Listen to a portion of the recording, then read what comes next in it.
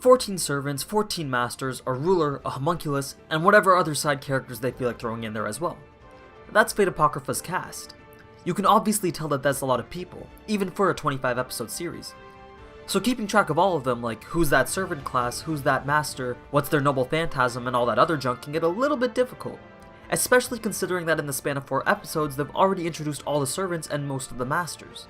Now I know what busy people you all are, so you obviously don't have enough time to go to the wiki to read this massive wall of text just so you can understand a character better. That's why I'm here.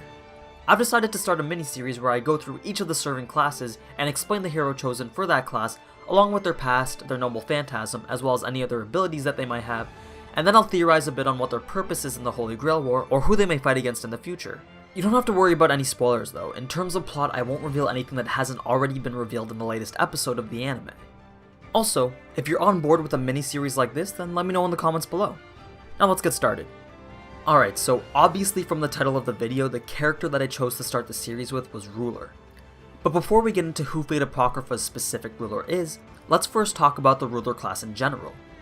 It's a specialized servant class that is only summoned when the Holy Grail War requires moderation. And what I mean by that is that when the Holy Grail itself determines that someone is not following the rules of the typical Holy Grail War, because you know, it's an omnipotent cup with the ability to grant wishes, of course it knows everything. But yeah, that, and also the church isn't doing its correct job as mediator, the Grail summons its own to ensure that the Holy Grail War proceeds in the right direction.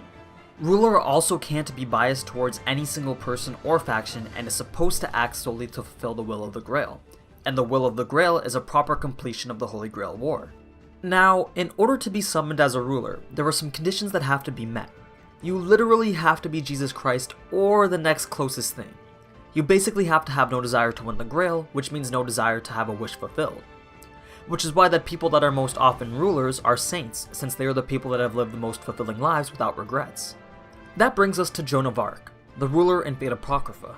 If you watched Fate Zero, you'd remember when she was referenced in a flashback by Castor. Anyway, Joan of Arc is obviously referring to Joan of Arc from the 100-Year War in early 15th century France. Joan's character is completely based off of the historical figure who actually played a huge role in leading the French army to a victory over the English. However, as we see in the show, Jeanne died by being burned at the stake. But how did someone who was granted the title of a national hero by King Charles himself meet such a fate? Well, while defending a French city under siege, she was captured by the English and held prisoner until put on trial for heresy. Claiming to hear voices of angels, speaking out as a woman of the church, and then only obeying God rather than the church militant, resulted in the sentence of being burned alive at the age of 19. At the beginning of episode 2 they actually showed her death scene, which was pretty interesting because they were accurate with a couple of small details. It was reported that during her death she was holding a small wooden cross while continuously praying, which as we can see are the 2 notable actions taken by Jeanne during this scene. So that's who she was during her past life, but what about now? We saw at the end of episode 1 that Jeanne manifested her spirit inside the body of a French girl. Her name is Laetitia. This is a unique case of a ruler being summoned into a human body rather than as a spiritual form. The exact reason for this is unknown, but it is possible when a person's body, spiritual prowess, personality, and magical potential are compatible with the person being summoned. In this case, Laetitia was a prime candidate. Also, because of Laetitia's strong faith, there were no conflicting personalities either. Ruler has complete control over Laetitia's body and mind, although some deeply rooted traits occasionally affect Ruler's actions. Now there's a few other things from the anime that need explaining before getting into Ruler's abilities and whatnot. Let me put this as easy to understand as possible. Ruler spawned in France. The Great Holy War is in Trifis. That's a fictional city in Transylvania, Romania. A simple Google Maps search shows that's about 2,500 kilometers away.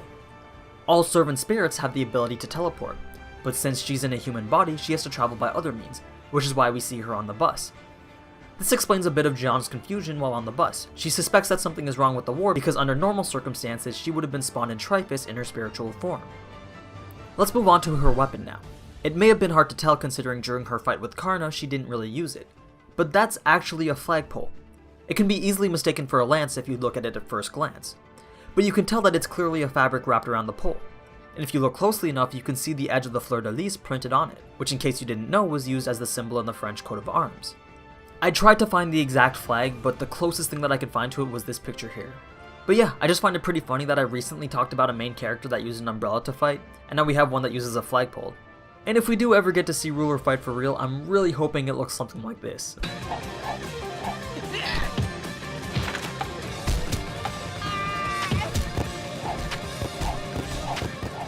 Anyway, let's move on to her abilities. I'll start with the ones that we've seen so far. While hitchhiking on the back of the truck, we see her use one of her natural abilities to command others. It's referred to as charisma, and it makes people believe the words that she says without basis, and this comes from her past experience commanding armies. Next up, we saw the command sails on her back. Obviously, as the ruler class and moderator of the Holy Grail War, being able to command the other servants would prove to be a little more difficult than other people. So she has what's called God's Resolution, and this allows her to use command spells on the servants. Rulers usually get 2 command spells per servant, so if you can point out all 28 tattoos on her back, then by all means go ahead. The next skill she has is called True Name Discernment. This was fairly obvious during her fight with Karna because she was able to identify his true name and class without any information. Information on servants such as identities, skills, and noble phantasm are automatically revealed when confronting another servant. So basically she gets a cheat sheet on her opponent, only if she makes visual contact with them. Any opponent that's in hiding will have their information remain hidden until they are found. And then this final skill hasn't really been revealed yet, but it's nothing monumental like a noble phantasm. It's just increased resistance to magic-based attacks. For example, say one of the sabers tried to use Excalibur on Ruler. The damage would be done to everything except her. She does not negate the attack, but instead just remains undamaged by them. And when I say that one of the sabers is trying to use Excalibur, you know I mean their noble phantasm. Anyway, I'm sure there's more abilities that I'm missing, and she probably has godlike combat skills, but those are pretty much the main ones. As for my theories on Ruler's future in the show, well, I haven't read the novel, so I don't know exactly what's going to happen, but if I had to guess, I'd say that since the red faction wants her dead, and the black faction wants the homunculus, she's going to have to fight Karna again, as well as another servant of black. Other than that, there's not much else I can say, but there's definitely more to this show than what's being led on. It's more than just a battle royale, which I'm totally okay with, by the way. But anyway, that's all I've got for you guys on Ruler today. I hope that clears some stuff up for you.